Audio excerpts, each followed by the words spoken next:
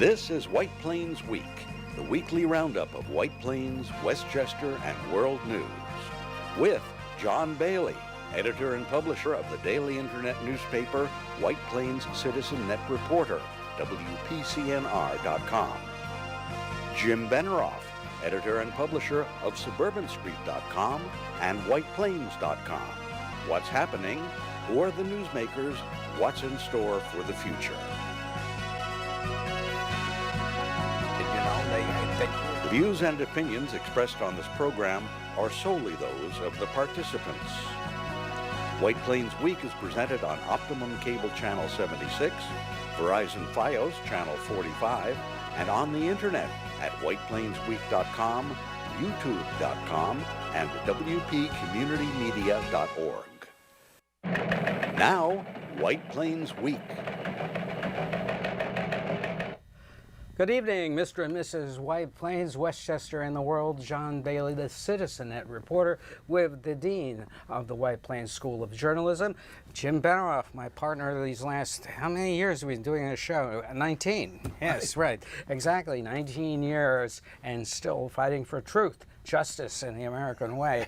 And speaking of justice, how about the headlines? And here are the headlines for the week of July 26th. 2019. Developers of Governor Cuomo's New York wind farms provide details on locations, scope, timetable for coming online. New York Streets employee is arrested and charged with stealing $4,000 from county center locker rooms. Robert Mueller testifies, clears up nothing, does not exonerate president from charges.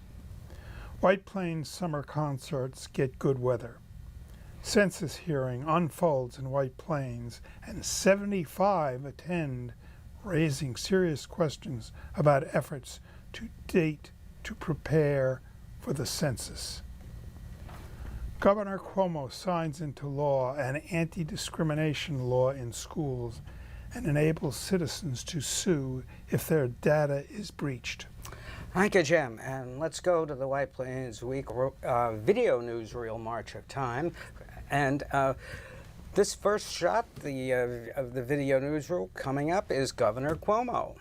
And he is signing the law that enacted a wind term, enables wind turbine wind farms to be built off the coast of Long Island, and we have gotten some more information on this historic moment in New York history. They're going to install wind fields that look somewhat like this. This is just a sample, and we also discussed in great detail with the developers of this, and they have provided some new information. First of all, here is where it is going to go. Next shot of the Jones Beach, please.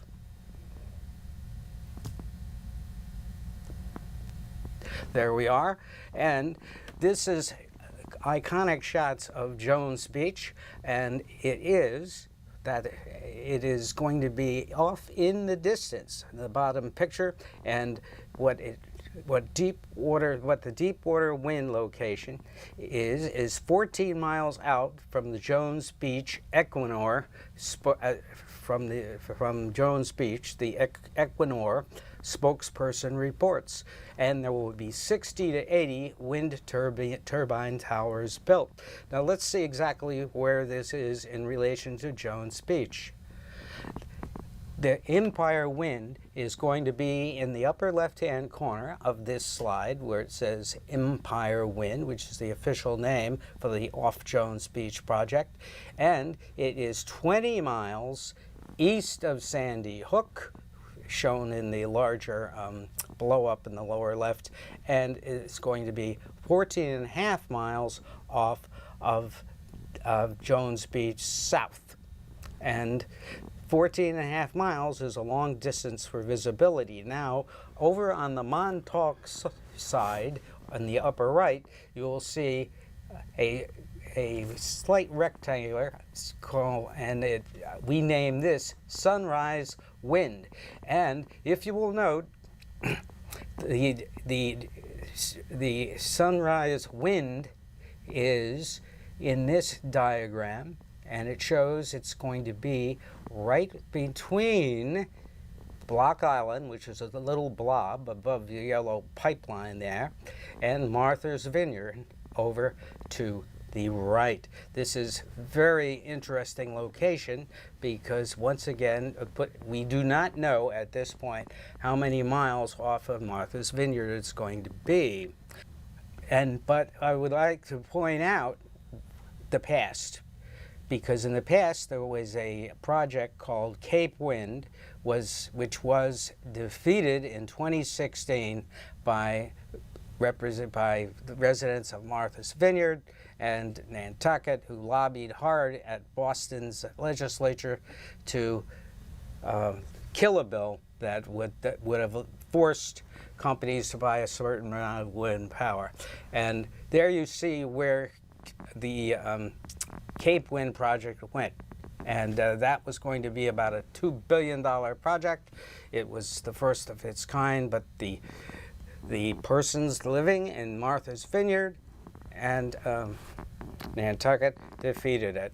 And this is interesting to me very much because I spoke with the spokesperson for Equinor, who said that they are about at least 2 years away from approvals for this from the various states involved. What do you think of this project? Well, I really don't know enough to give a good answer to that. Okay, it doesn't seem bad to me. I don't know. I've been to Martha's Vineyard a lot. Yes. I don't know if I lived there, if I would want it. Well, they didn't want the other one, but Yeah. in all fairness, that was right smack dab in the middle of the Nantucket Sound there. Yeah. And that's a heavily traveled shipping lane. On the other hand, it was pointed out to me that we have a heavily traveled area off Montauk Point, where we're going to be putting it. And also, we also have a wind turbine farm out there off Block Island, which we've seen.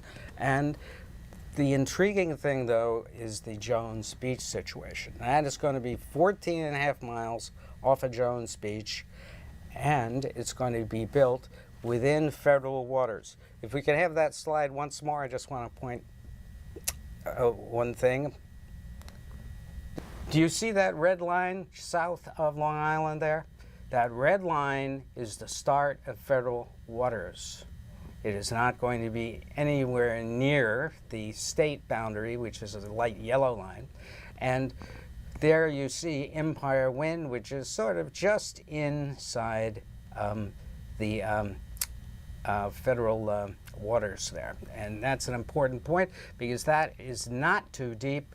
The spokesperson says that it will be a bottom-based anchored wind field, and it's certainly does not, they do not anticipating using floating technology which exists. However, 80 turbines is a lot. 60 to 80 turbines. A similar amount would be out at the sunrise wind. So that's what we know so far. But this was not information that was disclosed at the news conference. But I will say this, though, that the New York Wind project, which is off Jones Beach, but off Jones Beach is the way they described it, okay? I'm just not using that to cast negativity on it, okay? You don't know what 15 miles visibility would do, but apparently Nantucket and Martha's Vineyard residents felt 15 miles was way too close. Okay. Yeah, and so this will unroll. And NYSERDA also told me, through a press spokesman, that they have a whole table of approvals and timetables and it may be at least 2 to 3 years away before they really start. It's supposed to come on board at 2024, but this is going to take a long time. Yeah. And there's going to be all sorts of misinformation provided because, you know, that's just, I see another FASNY here. Yeah, okay. In a second. All right. And now, remember last week, Jim, we talked about the street crime, basically, that took place over at the New York Streets game 2 weeks ago. And what happened was they made an arrest in this. They arrested an 18-year-old woman who actually was a production person for the dance team, and they arrested her and charged her with misdemeanor larceny. And she is due back at court on Tuesday in White Plains. And good work by the Westchester County Police Department for solving this crime, which they announced they had a person of interest early in the week, and that they have charged her. But once again, Jim, the weed of crime bears bitter fruit. This person is 18 years old. She had a job with a professional sports organization, and if they prove that she did it, it's just something you shouldn't do. Don't think about it. It's not worth the cost. Not worth the cost to your reputation. Now, another intriguing thing that happened this week was the Mueller hearing. Well, I think the Mueller hearing, I did not see the whole Mueller hearing. I saw a tiny little bit of it. So I don't know what the whole thing looked like. But about 13 million people saw it. Yeah, which was, there was more people that watched some other news event like that. It was up to it was like 20 million people watched some other news event. Yes, regarding that. Well, you know, that's the trouble with the economy. If you were going to have that many people in the country sitting there watching that stuff. Well, but it's good one of the things that I heard was that Mueller didn't come across as being terribly sharp, so to speak. And there were limitations on what they wanted him to talk about. They set that in the beginning, so forgive him that. But my point I wanted to talk about, Mueller, I think they said, is 74 years old. I want to talk about age and politicians and everything else. I think that the three top runners in the presidential contest, I don't forget how old Donald Trump is. I think he's the youngest of the crew. He's 72 or 73, I believe. That's a guess. Joe Biden, I believe, is 76, and Bernie Sanders is 78. I will point out that I am the same age as Bernie Sanders. And I know what it's like to be in my 70s, and I have a lot of friends in their 70s and 80s. I do not think, because of their age and because of how people our age do things, that they are ready to be president of the United States. This has nothing to do with their political opinions. It has to do with their ability to carry out the tasks of the office. And I think it's a very, very tough job. I've done a lot of traveling. I went to, a year ago, I went to Vietnam, Cambodia, Thailand, and Japan in one trip. And that's not an uncommon kind of trip for a president to take. And they may take that kind of a trip 3 or 4 times a year. If not more. Yes. Now, people who are my age at times temporarily lose a train of thought. They, You get derailed. yeah, Yes. their skills at driving are not necessarily that great. I don't know how much exercise Trump, Bernie Sanders, and Joe Biden get. I will say that I probably get more exercise than all of them put together. It might be true. I swim 5 to 7 days a week, a half mile a day, and about 250 to 300 days a year. That's really good.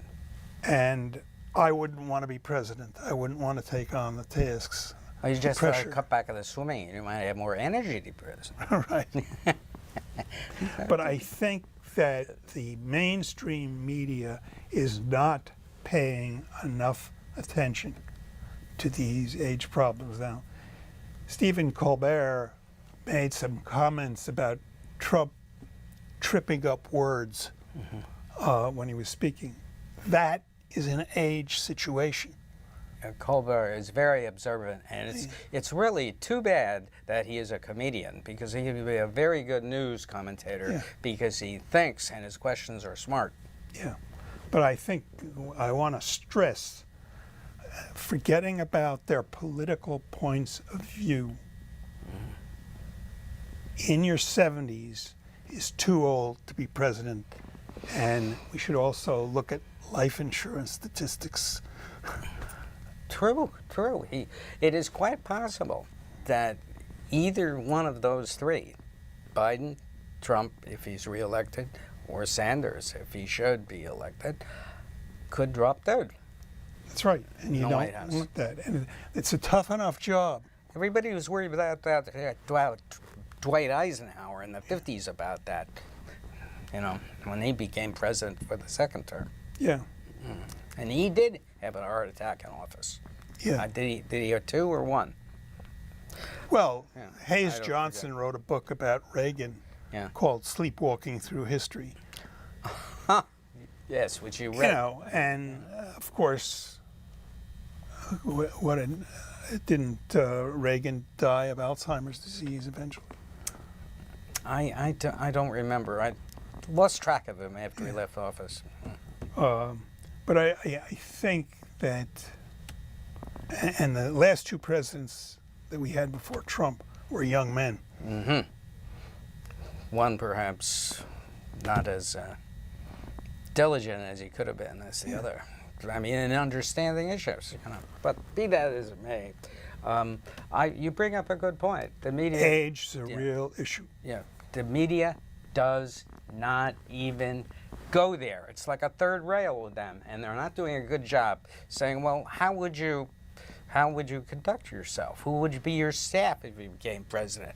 Who are you looking at to run as a vice president? Of course, they're not going to ask that, because that's an important question. I mean, now, speaking of preparing, I attended the hearing on the census, which took place on Thursday evening at the New York Power Authority Jaguar Room. And what happened there was the public was invited to express their concerns about getting out the vote, not the vote, but the count, so that the county and perhaps counties across the state would not lose population count, because we feel it's been 10 years, there's a lot of new residents in the county. Now, what came out was how many organizations came and expressed the fact they needed funding to hire folks to help them get people to fill out the census. They were mainly concerned about the number of persons that are living in 2 to 4 family houses, and also counting all the children that they have. And this, apparently, they just don't have enough people, and they also have a problem really identifying and getting people to pay attention to it. Portchester seems to be making an excellent effort. They have a program in the schools. One of the chair of the panel said that was conducting this hearing said that the education department was going to put out a packet for the schools which would help them educate the children in the schools and parents about responding to the census. Now, the census form is supposed to be mailed out April the 1st. That's 8 months away. They are behind, so behind in preparing for what they are going to do to get this out. They don't even have, a deadline where they're going to get this report about what to do. But there is no excuse for this. This says they know that they've been going to be doing a census in 2020 regardless. And it is appalling to me that there seems to be doubts as to where more people live. And from Nita Lowey's office, a spokesman said that in Ossining, they had like 4 out of 5 houses didn't respond, and they were very concerned about this. But that was 10 years ago.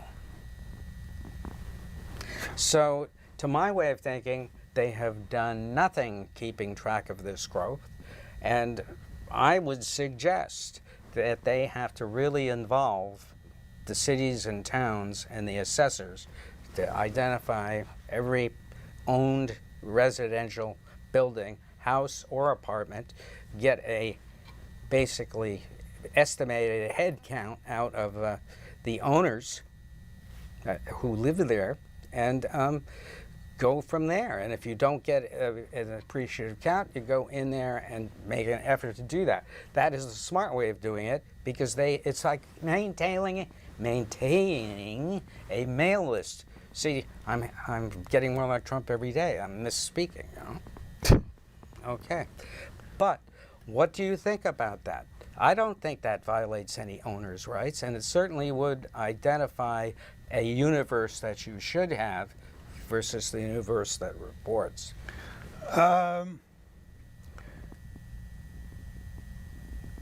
It's hard to say if you're dealing with a large property owner, yes, it might be helpful. If you're dealing with a lot of small property owners, they may not have as much information as you would hope that they would. But they they know if they've been paying the rent every month. Well, they don't. I'm just thinking that it's a ready-made tool up there. Now, the county planning department,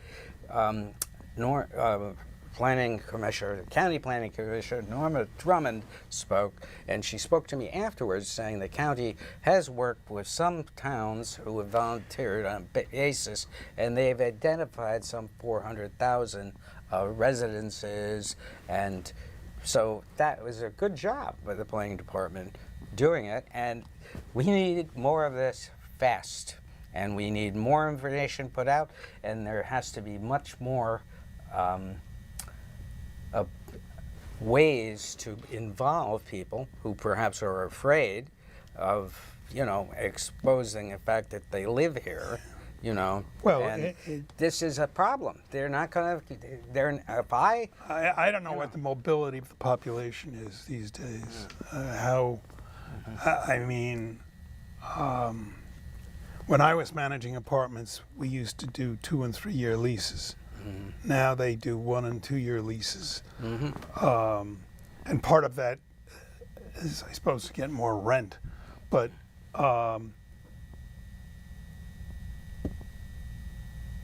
it also allows for a mobile population. Mm-hmm. And it may be hard to follow that stuff, Yes. Well, you bring up a very good point. I hadn't thought of that, because if you're doing much shorter leases and bailing out every 2 years, that is really hard to keep track of. Yeah. And in fact, this is an addressing problem. I mean, I know folks that live one place but have their driver's registration in another state. Yeah. Because they just don't change it. But this is something to watch. I think the Census Department and in the state, way behind. Governor Cuomo has to take charge of this and forget about this. There are too many cooks working on this, and you don't have someone who's making decisions. And they're relying on local organizations to make sure everybody gets counted, is passing the buck. Yeah. You know, I feel sorry for them. In fact, like Centro Hispano has to be, I'm sure they're doing this now, but they would have a very good handle, you know, on getting out the word that we need you to be counted so that we can maintain our various federal funding. Now, Governor Cuomo signed 2 laws. One enables New Yorkers to sue if their data is breached. And that is creating an intriguing thing because so many big companies are in New York. You know, that use data. Banks, your bank has it. Does the bank share it? How they do it? We do not know. Well, talking about banks. Hey, they do a lot of things which don't help data being protected. Mm-hmm. I mean, they're pushing like crazy to have people go paperless. People aren't going paperless. They have to print out the statements when they get them. Chase is offering $5. If you have one account, it's one thing. If you have multiple accounts, forget it. There's no chance not to go with paper. No. And the other thing is they're pushing banking on cell phones. Cell phones are so exposed to being, it's ridiculous. People should stop using cell phones so much. They're very dangerous to you. They really are. And the other law prohibits discrimination in schools. I thought we already were supposed to do that, but like districts like New Rochelle have had a tremendous problem with discrimination issues down there. And we have to get into those at a future date. And also, Smash Mouth appeared this week. It was a very successful concert in downtown. It was great to see warm weather and warm weather for it, and a lot of people attended it. And also the next night, on Thursday night, there was a nice concert down in the city center, free. And it's great to see White Plains having this pay off for them. And that's it for this week. John Bailey, Jim Benerofe. Good night for White Plains Week. This has been White Plains Week, news and commentary about White Plains, Westchester, and the world. The views and opinions expressed on this program were solely those of the participants. White Plains Week, produced by White Plains Citizen Net Reporter, and presented on Optimum Cable Channel 76 and Verizon Fios Channel 45.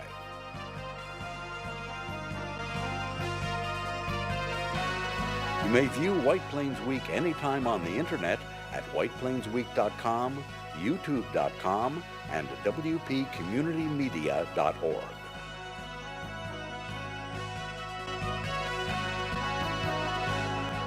For White Plains Week, this is Peter Katz speaking.